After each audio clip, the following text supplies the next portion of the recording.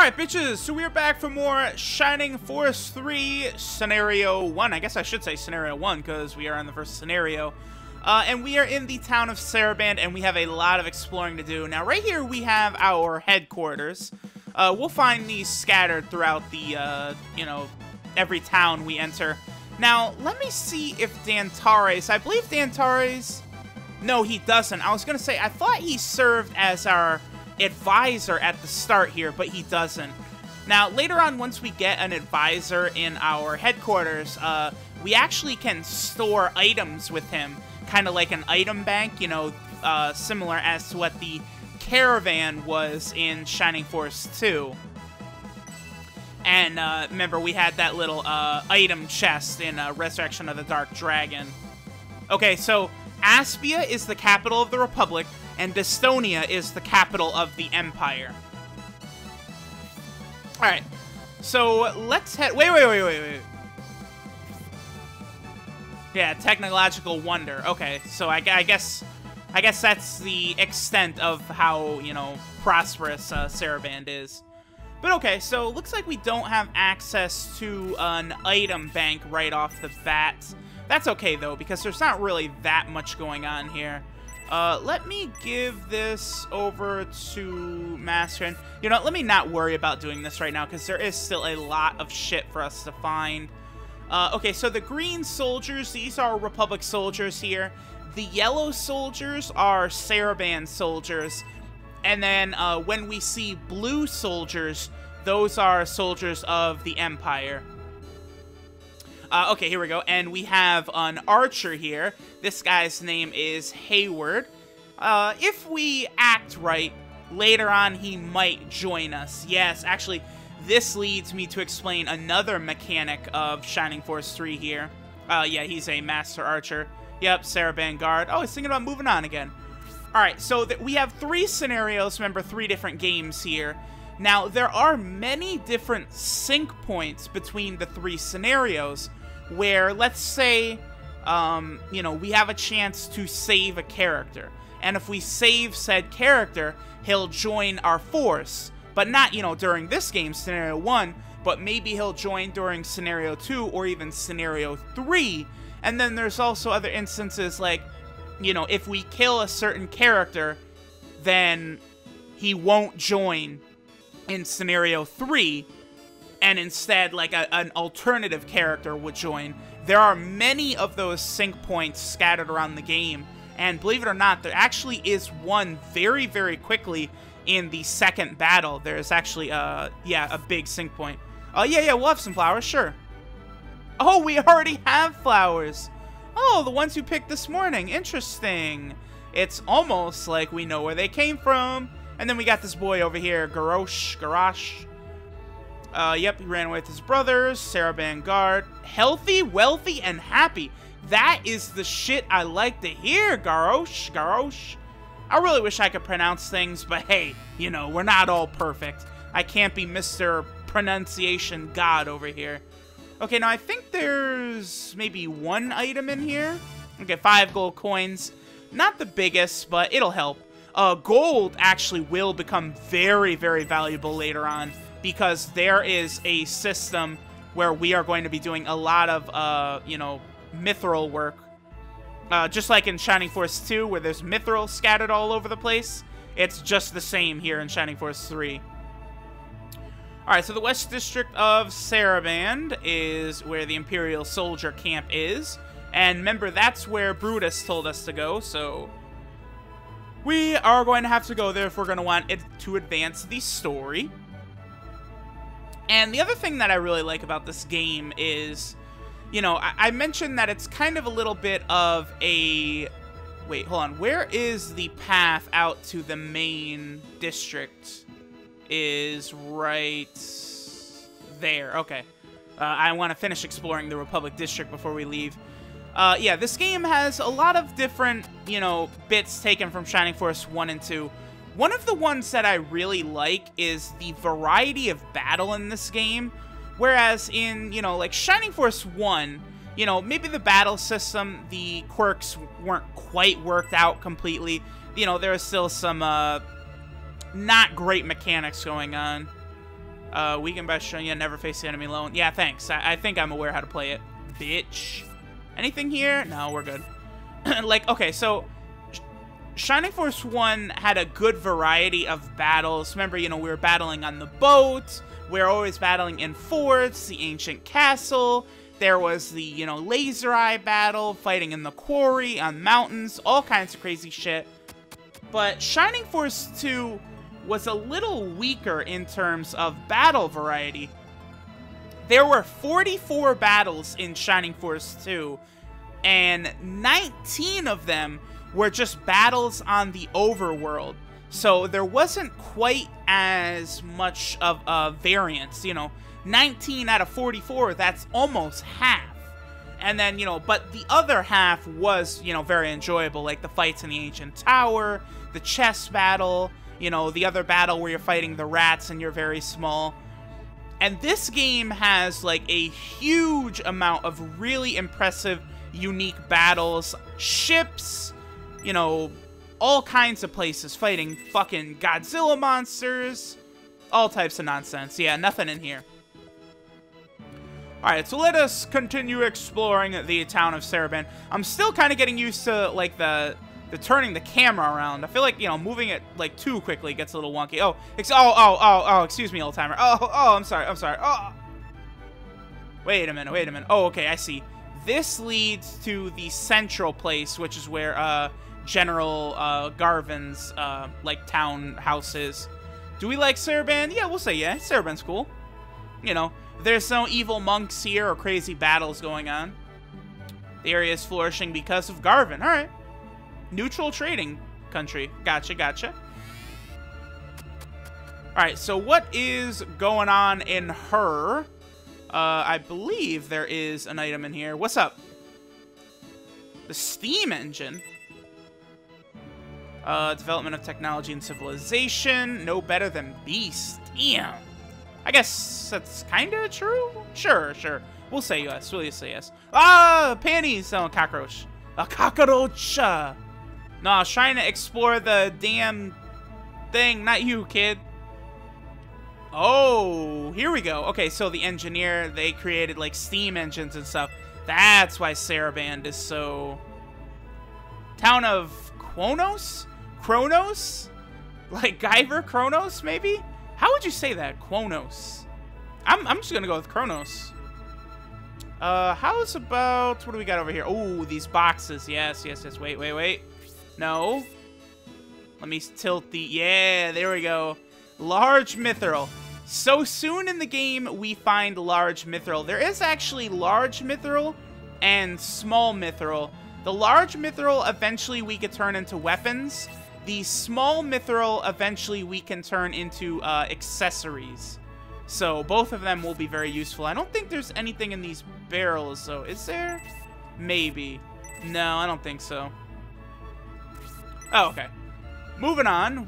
I believe there's 10 treasures here in Saraban, and we have... Oh, excuse me. Oh, old timer, get the fuck out of the way. Ah, no. I always have problems with the damn AI, the NPCs wandering around. Yes, we've got half the treasure, and then there's 2 more houses to explore. All right. Yeah, I did mention this town is quite large. Maybe I should have saved explaining some of the mechanics until I got over, you know, into actual town, but whatever. Hey, what's up? What do you got to say? Daughter-in-law snuck off to see the princes. Yes. Emperor Domeric, you know, as he is a fucking emperor, has many sons because he does a lot of fucking. Especially the youngest one. The youngest one is Prince Medion. He is going to be the main character. Oh my. Oh, George Takei. Oh my. Some amazing panties in there. Various weapon types. Yes. And again, because, you know, I explained how there were, you know, like, different weapon types, and you could pick whichever weapon type you want for said character. But usually, there is kind of, like, a correct choice, you know, in each scenario.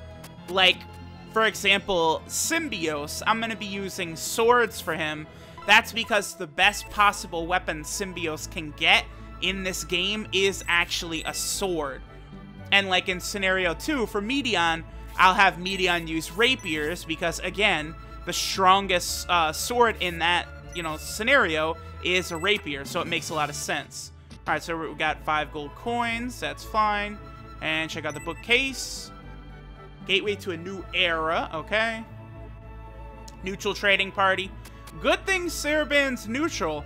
It'd be a shame if they weren't neutral and were evil. That would suck. But anyway, let's keep exploring. Okay, what do we got in here? Nothing. Oh, no.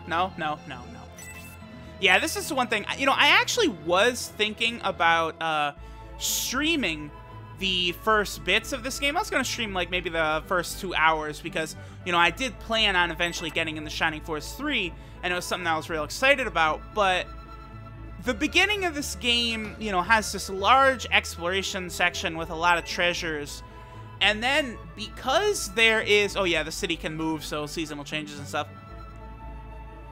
Because there's actually a rather difficult sync point in the second battle, I am going to be grinding quite a bit in the first battle, actually. Wait, I thought there was an item here. Hold on. No? There's not? Okay, no, maybe not. Wasn't there an item in here? I guess I'm just drunk. Alright. Move! Yeah, so in the first battle, I'll probably be pushing every character's level up to, like, 4-ish. Just to make sure that everything goes very, very swimmingly in the second battle with this tough sync point. Alright, so let's keep exploring. Now, in this large central area, we've got a lot of people to talk to. The first person I want to talk to is actually up here, though. If you guys will remember... Oh, whoops. Oh, no. Oh, that's weird that he closes the door like that. Interesting. Alright, so here we have a centaur doing laundry. Now, this is just like Arthur from Shining Force 1. And you want to know how much this is just like Arthur from Shining Force 1? This is actually Arthur from Shining Force 1. Now, he asks us this question here. Now, I believe if you answer yes, he'll join. I think if you answer no, he won't join you. But this actually factors into Scenario 2. If we say yes, later on in Scenario 2, if we talk to him, he'll actually join up with us. Look forward to your answer after many battles. Tell me again the next time we meet. And Arthur, he's just like Arthur from Shining Force 1 in that he's a knight who starts out not great, but if you train him properly, he becomes very powerful, and he learns magic, which I think he learns some pretty good shit in this version, because I'm pretty sure he's able to get Bolt 2, which has that really large range. So Arthur actually does get a quite substantial range. Damn it.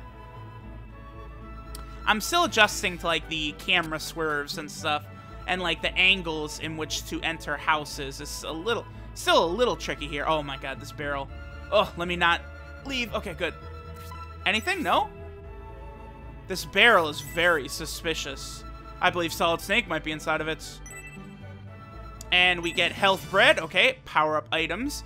Now, the power-up items I probably could just use right away because in Shining Force 1, remember, when you promote, your stats actually go down. In Shining Force 2, your stats stay the same when you promote. But in Shining Force 3, your stats actually get a buff when you promote. So that is really fucking good. And because of that, you know, you can use power-up items really whenever you want to. Okay, I thought, you know, I swear there was another item in here. I'm thinking of the other house.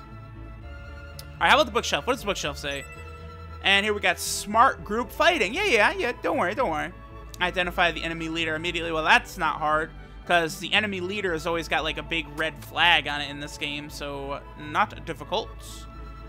Okay, so let's actually head over to this house and get a couple treasures in her. Boo, boo, boo, boo. Alright, what do we got? I see you, little barrel. Oh my god, I can't. I'm really having trouble, like, and then examine. No, really nothing there? God damn it. Aha, but we got something here. Medical herb. Oh, joy. Whoop-de-doo. Well, let me not hate because I'm going to be using lots of medical herbs. Okay, this right here, this egg, this is actually a character that'll be joining us later on once this egg hatches. This is kind of like, remember Kiwi from Shining Force 2? This essentially is that character.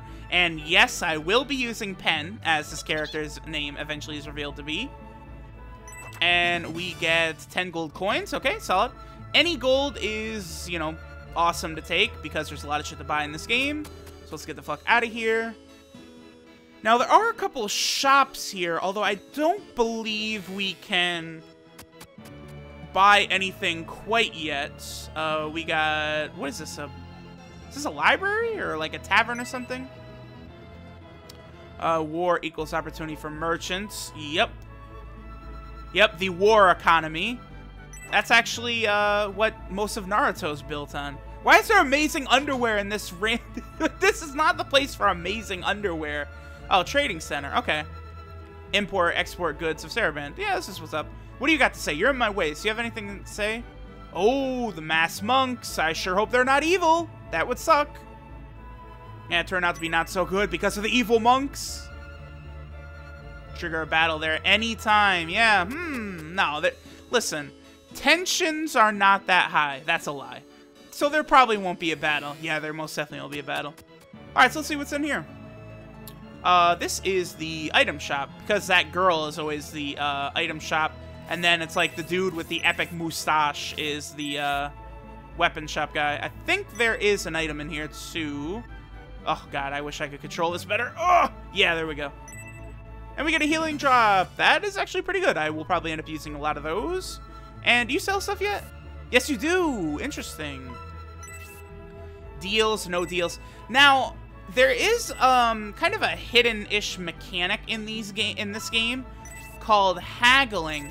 And I believe what that is if you keep talking to a merchant over and over and, like, exiting, if they have, like, a secret haggle item, eventually it will pop up.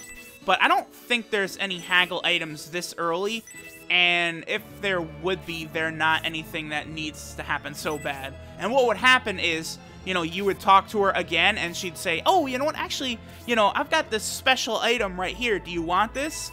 And if you say no, it just goes into the deals anyway. So we can't buy any items. How's about weapons? Also, I believe we found all of the treasure. Okay, this is the weapon shop right here, I believe. Hello, good sir. Oh, fuck peace! We need guns and weapons for war! Okay. Anything else going on? No, I don't think so. Yeah, you are just some fucks. Let's head into the church and let's drop a save-a-roo, shall we? No reason not to drop a nice... Oh, whoa, whoa, whoa. Excuse me, candles. Hello, Mr. Priest. Yeah, let's go ahead and drop a save. I just like saving. Oh, God. Okay, okay. Yeah, we'll save. System is fine. Saving is very quick in this game. That is something you gotta love. Fast saving, always a good thing. Oh, okay. So they wanted us to go explore the Imperial District, so let's go ahead and do that shit then. Let's go see how the Imperial side of things are going down. Alright, so we walk in and, oh, hello, Mr. Imperial Soldier, how you doing? King Benetrim is a filthy swine, you bastard. Say that again, I bet you won't. Okay, so, yeah, here we go. Emperor Domeric will not return Baron. Yeah, we kind of want Baron back. Okay, so, don't you know that? No. I didn't know. We're also not weak. Baron and the Republic used to be part of the Empire. When you defected, you took our property. Yeah, so they are not happy with the Republic. Ex-Imperial General Conrad, yep.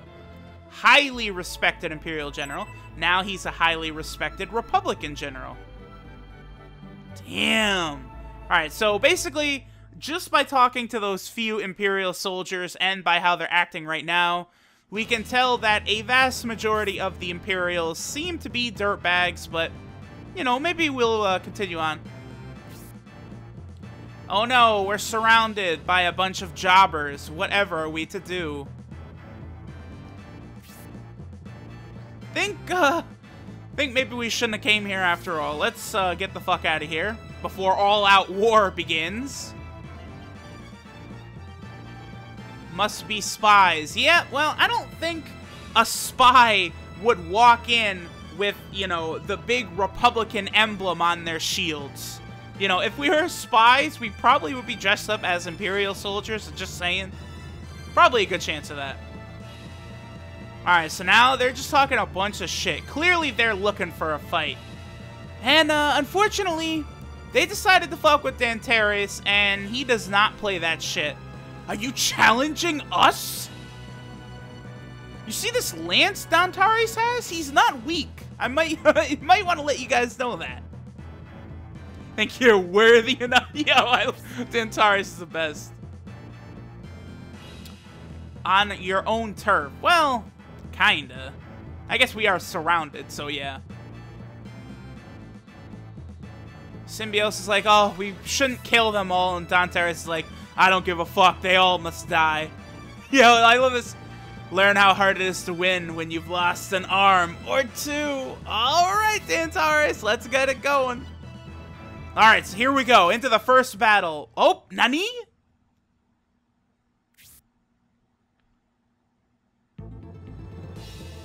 Okay, and here we have Sir Campbell. Remember, Benetran was talking about him. And the Emperor's son, Prince Medion. Yes, this is the main character of Scenario 2 that we're meeting up with here.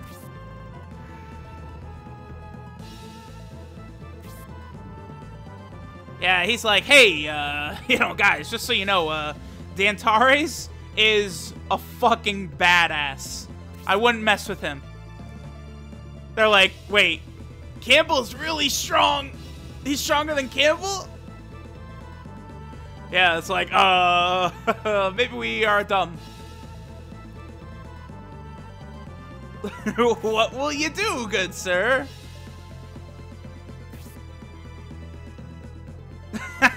I do like this scene. So Campbell and Medion quickly come in here and they defuse this situation rather easily.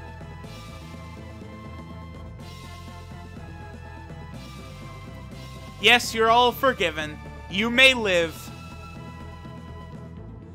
Alright, so now they're all nodding at Campbell like, alright, we're gonna get the fuck out of here. Thank you, Sir Campbell. Thank you very much.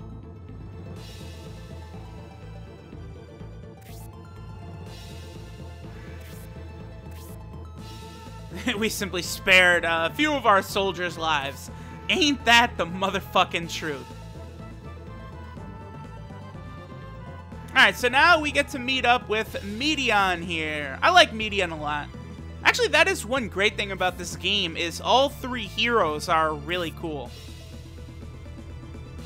And, you know, Medion, this is why, you know, not the entire empire is bad, because Medion is a prince. And, you know, he's a really cool cat here.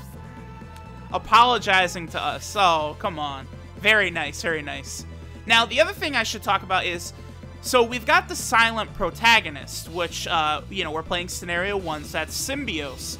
Now, we do see this scene also in Scenario 2, and, you know, during Scenario 2, whenever we encounter Symbios, we actually see Symbios' dialogue, but Medion is the one who's the silent protagonist since we're actually controlling him. So we'll be able to fill in the blanks of exactly like what Symbios says right there. Yeah, we'll be here all day. Let's drop the formalities. Alright, so that border fight that Benetran was talking about, looks like Dantares and Campbell were both there. And they both, you know, what do they say? What do the kids say nowadays? Real recognize real? Yeah, Campbell and Dantares both know they're very powerful. And yep, Symbios is the son of the great General Conrad. See, already, Conrad's dick has been sucked by 3 or 4 characters already in this game, and we're, what, barely an hour into it? So clearly Conrad is a monster on the battlefield. Can't be just a coincidence we've met up like this. Okay, so what are you talking about? Oh, look at this. Okay, so Medion is investigating the masked monks that we've heard so much about. Oh, and just at that moment, explosions, what? War never changes, and looks like war's here. Those explosives were to be used for the stack. Okay, so Medion and his group looks like they know a little more than we do about what's going on.